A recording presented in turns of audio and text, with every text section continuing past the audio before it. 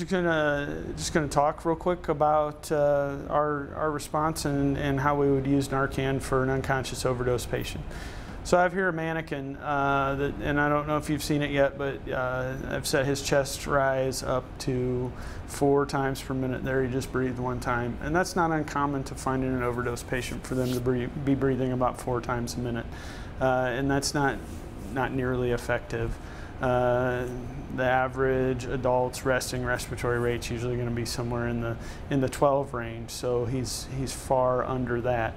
So we would need to supplement his spontaneous ventilations. We would also have some concern for his airway, so we'd need to place an airway device. And we'd be sure to check a pulse. And I can feel here he has a carotid pulse. I can reach down, he also has radial pulses. So I know this isn't a CPR situation. So I would place a nasal airway, and then I would be able to bag him. So I just place the bag over his nose and mouth and breathe for him. And that's gonna allow me to supplement his ventilations.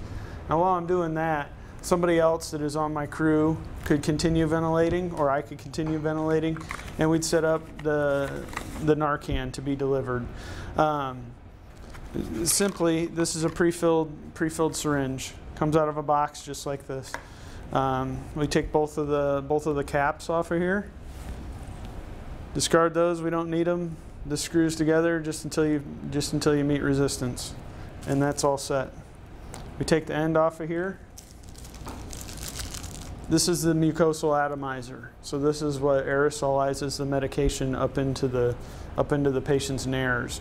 And the nares are very vascular, so they're going to soak up that medication quickly. And this is just a matter of, simply enough, I'm going to put 1 milligram into each nostril in this adult patient. So the person who is ventilating, the patient would stop ventilating them at this point. I would take the Narcan into the nair that doesn't have an NPA in it. I'd give them 1 milligram into that nair. I'd pull the NPA. I'd do the milligram in the other nair. NPA goes right back in, and then we're right back to bagging the patient. So that's how quickly the medication can be administered. And then, as I said, we see onset of action normally with the intranasal Narcan around 1 minute to 1.5 minutes.